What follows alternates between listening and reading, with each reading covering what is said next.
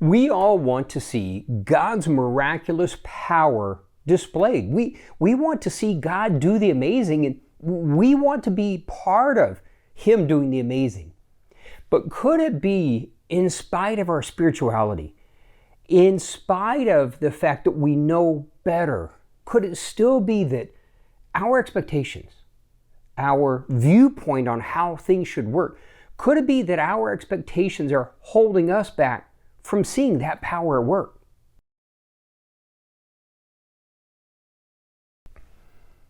Welcome to God Powered.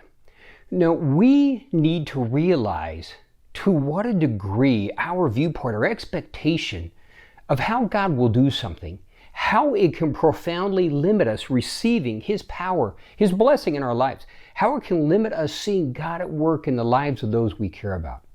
We tend to look at something and have an idea how God will do it or should do it. Now, the challenge becomes this: God has chosen to an amazing degree to move or to see His power loosed based on our faith.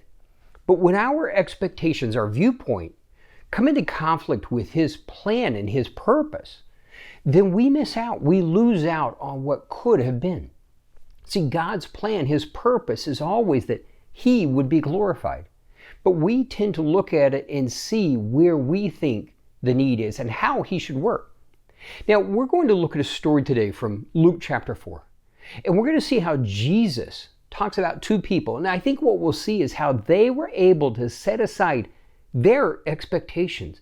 And in doing so, saw God do the miraculous in their lives, saw God's power released, and to see their needs met.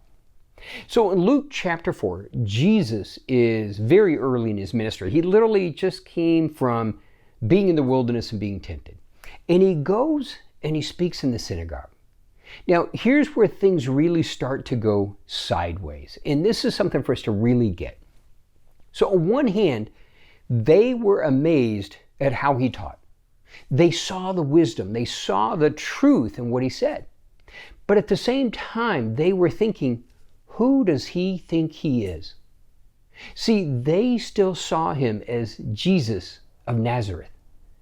And so what happened? They were unable to receive that wisdom, that truth, because why? They minimized Him because they knew Him as being from Nazareth. Now, this is where Jesus tells that verse that we all know, where He talks about a prophet is not without honor except in his own country.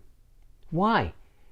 Where people, when they're familiar with us, they all of a sudden, they start to lower their expectations. Now, Jesus goes on and He talks about two people, and this is what I want to focus on today. And in both cases, well, what do we see? So Jesus talks about during the time of Elijah, during the drought. Of all the widows in Israel, it says Elijah was only sent to one. So what happens? Now that story is in 1 Kings chapter 17. And Elijah has proclaimed a drought, and God is caring for Elijah. And at a certain point, He sends him, says, I want you to go to this certain widow, and she's going to care for you. Now this is where everybody's expectations get thrown out the window. Why? Elijah shows up, he asks for water, which she gave him, and then he asks her for some bread, some food.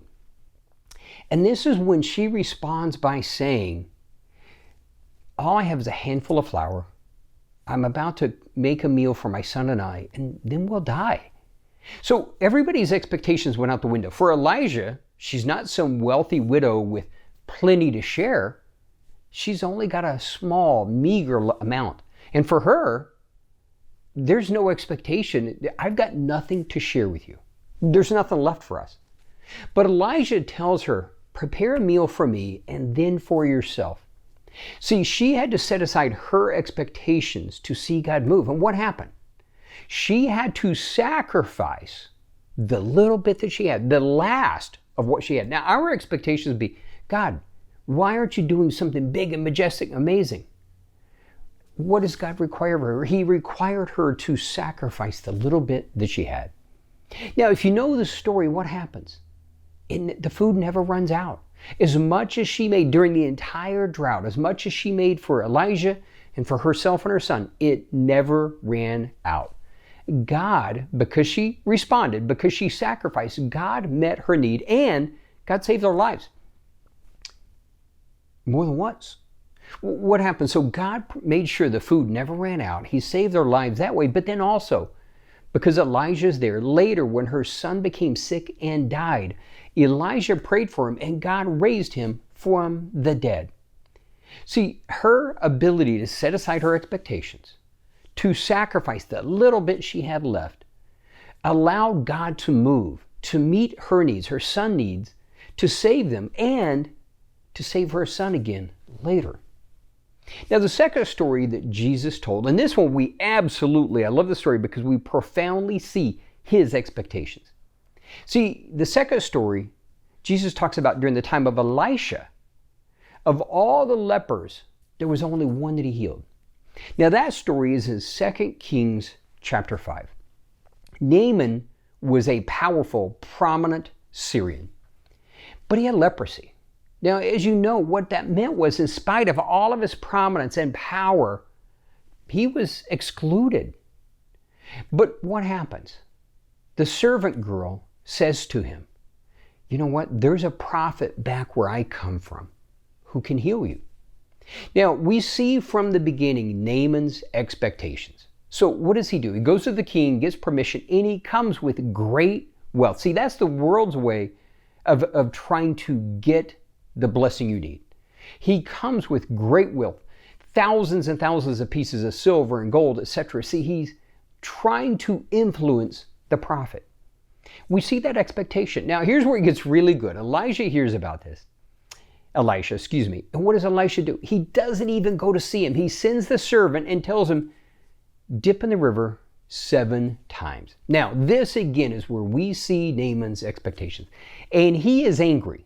First off, he says, I thought he would come out and meet me himself and pray over me and wave his hands and I would be healed. And on top of that, don't we have rivers 7 times better back at home?